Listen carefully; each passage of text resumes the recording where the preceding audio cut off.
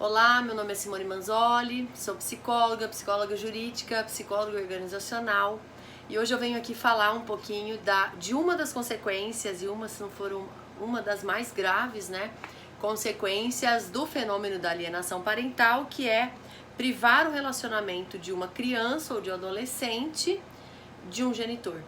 E isso ser um ato de crueldade, um ato cruel. Então,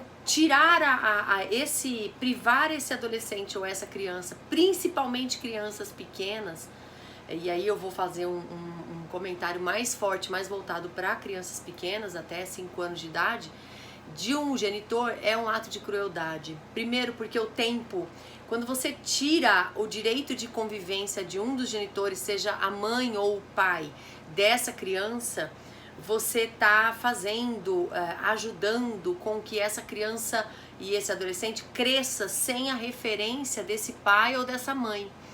E crianças pequenas, elas têm a tendência de esquecer os fatos, né? É muito comum uma criança pequena, de 3 anos, por exemplo, falar: mamãe, amanhã eu comi sorvete. Ou papai, amanhã você me levou no shopping. Então eles não têm uma noção temporal muito bem definida. Então o tempo é uma coisa que as crianças pequenas elas não dominam muito. Só que o tempo, quando você priva da convivência, você está privando o relacionamento desse genitor, dessa mãe ou desse pai, porque o ato de alienação parental não é, voltando a dizer, um ato nem só de mulheres, nem só de homens. Pode acontecer com os dois, inclusive os genitores, os alienadores podem não ser só os pais, mas pode ser padrasto, madrasta, vovó, enfim, sempre vou voltar a priorizar isso. E daí uma pergunta: você se lembra exatamente de todas ou de muitas memórias que você tem da sua infância, de 4, 5 anos, 6 anos, 7 anos? Você tem memória disso? Um dia desses uma criança falou para um pai, né? Eu não lembro de você ter me levado para a praia, sendo que essa pessoa sempre tinha levado o filho para a praia. Mas porque era muito pequeno e não tem memória se isso não acontece no hoje. Então é um ato de crueldade, porque mais crueldade ainda é você ir completando as lacunas da memória dessa criança principalmente pequena, com preenchimentos seu, inventado, né? Do genitor alienador, no caso. A tendência é que o tempo vai ficando nebuloso, vai apagando, vai deixando as memórias um pouco mais distante. E esse processo, quando ele é preenchido, é muito difícil, é muito cruel. Volto a dizer, existe a importância da mãe e existe a importância do pai. E aí eu não vou falar mais de mãe e pai, mas de função materna e função paterna. Porque não necessariamente a função materna, ela não necessariamente tem que ser desempenhada pela mãe. Na maioria das vezes, sim. E não necessariamente a função paterna tem que ser representada e vista, né, efetiva pelo pai. A função materna é o quê? É quem é responsável pelos cuidados da criança. Na verdade, a mãe, né, nos estudos psicológicos de vários autores, aí se a gente pegar, eles estudam eles mostram, né, os autores demonstram que o primeiro contato do mundo dessa criança geralmente é com a mãe. E é a mãe que vai fazendo esses cuidados físicos. O ser humano, ele é do mundo animal, se não for o único, é um dos únicos que não sobrevive sem um cuidador. Então, você vê a girafa, ela cai de uma altura e já pouco tempo depois está andando. O cavalo nasce e já está andando. O bebê, se você deixar sozinho no berço e não der os cuidados básicos, ele vai morrer. E não é só cuidados básicos de alimentação e higiene, mas também a importância da troca social, né? Quão importante é para uma criança, por exemplo, de 8 meses, você fazer a brincadeira do cu-te-achou, para aquela criança ver que a mãe sai, né? Mas ela volta. E o processo de diferenciação que essa criança ao longo do primeiro ano de vida vai fazendo, de diferenciação de si e da mãe, vista inicialmente como uma extensão do seu próprio corpo. Então, olha que importante que é a função materna, que é aquela que permite os primeiros cuidados, mas também é aquela que permite a entrada de novos integrantes. A mãe dá permissão à existência de um pai. É a mãe que valida e que dá permissão para que esse pai possa existir, para que esse pai possa entrar na vida dessa criança.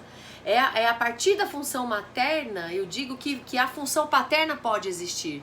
Porque só a partir do olhar de validação dessa mãe, da aprovação da entrada, é que podem existir aí outras figuras que não são a função materna. Eu digo que uma boa função materna, ela vai permitir com que a criança organize as suas defesas e aí possa ir nascendo um ser humano independente. Uma boa função materna, uma boa maternagem é aquela que permite que a criança se torne independente, que a criança caminhe para a sua independência. Sabe a figura da mamãe passarinho que joga o filho e o filho tem que voar? É exatamente isso. É você deixar o filho e o filho ter a sua autonomia. E para isso inclui a autorização da entrada de novos integrantes e a validação dessa entrada. E aí então vem a função paterna. Por que ela é tão importante, né? E por que a gente está vendo agora uma geração de desviantes da lei ou de usuários de droga maior do que antes? Justamente por essa função paterna falha.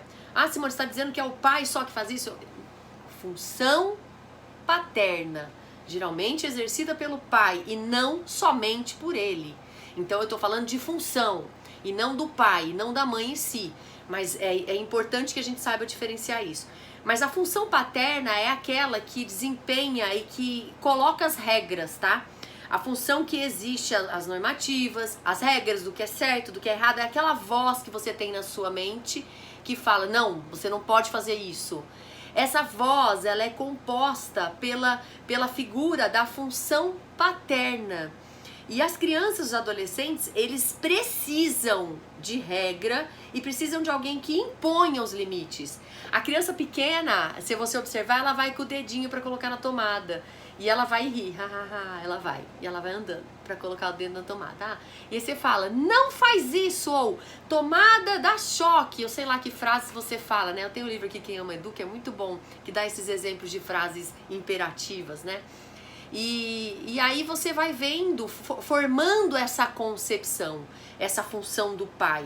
Os adolescentes, então, eles já têm a conduta de querer provar, de querer testar os limites que já foram impostos, mas aí eles começam numa conduta de quero testar, quero ver se eu consigo romper esse limite. Então o adolescente, ele quer se ver como autônomo, e nessa briga da entrada, da pré-adulta, da vida pré-adulta, então eles vão testando esse limite. Mas eles precisam saber que quem impõe os limites, eles podem ser amados e odiados, né? O filho, ele tem direito de não gostar do pai. Isso não quer dizer que o pai vai ficar triste, meu Deus, pai, eu digo pai de modo geral, pai ou mãe, tá? Ele tem direito de querer não gostar desse pai ou dessa mãe. E ele tem que sentir que tem esse acolhimento, de poder expressar se gosta ou não. É só através de um relacionamento sadio entre a função materna e a função paterna que vai poder existir a existência de um crescimento para que o controle externo saia do externo, de uma ação de fora para dentro, e passe de um autocontrole, de uma ação de dentro para fora. E isso é você pegar o que está lá fora e introjetar como a sua voz de controle, aquele sininho que quando você bebe demais toca, tá passando do limite. Ou quando tem um sinal vermelho você fala, não posso passar. Sim, existe uma lei, mas a lei interna, ela é internalizada pela função paterna. E eu fiz todo esse discurso para falar, se é importante a função materna, então vamos dizer, é importante a mãe, vamos pegar uma figura simbólica, mãe. Se é importante a figura paterna, então aí o pai, por qual razão você, o genitor alienador num processo de alienação parental, nesse fenômeno, faz ações para que essa criança ou esse adolescente não tenha convívio com a mãe ou com o pai. Volto a dizer, a alienação parental não é um fenômeno de gênero, não é feminino ou masculino, mas é um fenômeno de ex-casais conjugais que não elaboram muito bem esse rompimento conjugal e por contrapartida não sabem exercer bem a figura e o casal parental. O casal parental você não vai deixar de ser nunca, né? Se você um dia foi um casal conjugal e não gosta mais, o casal parental você não vai deixar de ser nunca, porque você não vai deixar de ser pai ou mãe daquela criança ou adolescente. Mas voltando, quanto é importante a figura da função materna e da função paterna. Cada um tem o seu papel, não tem um mais importante que o outro, né? A mãe tem mais ligação que o filho, será? Né? Tem, mas existem pais que têm muita ligação com filhos também. Existem mães que não convivem com filhos, existem pais que não convivem com filhos. Então não é uma questão de gênero mais. Hoje a nossa civilização mudou muito, né? A nossa sociedade mudou muito. As mulheres hoje exercem um papel muito diferente do que era nas gerações anteriores. E aqui vai o lembrete, não existe figura mais importante, existe a importância da figura da função paterna, da figura da função materna para essa criança e para esse adolescente, para que ele tenha um desenvolvimento aí saudável, um desenvolvimento sadio e possa desenvolver aí uma personalidade emocionalmente sólida, consistente, né? Que tenha recursos internos para que possa acionar no momento de crise, né? Quando viver. Enfim. Essa é a minha contribuição e é muito importante que a gente saiba diferenciar a função materna e paterna e também dar o devido valor para cada um, para que essa criança, essa lei da alienação parental é tão importante, né? Mesmo que existe aí um projeto para que seja revogada, ao meu ver é uma lei extremamente importante, é uma lei educativa, é uma lei didática, né? E aqui vale o lembrete, o quanto é importante a convivência, é direito da criança conviver com ambos os genitores, tanto o pai como a mãe e com a família dos dois, né? Volto a dizer, não estou falando de modelo de família, tá? Eu estou falando didaticamente, pai, mãe e filhos, para que fique claro esse fenômeno da alienação parental. Muito obrigado para você que assistiu até agora, até o final. E compartilha, fica à vontade. Se você tá me vendo no YouTube, se inscreva no canal. Se você tá me vendo no Instagram, compartilha aí todo esse vídeo com quem vocês acharem que precisa ouvir ou que vai agregar conteúdo. Muito obrigada, até o próximo vídeo.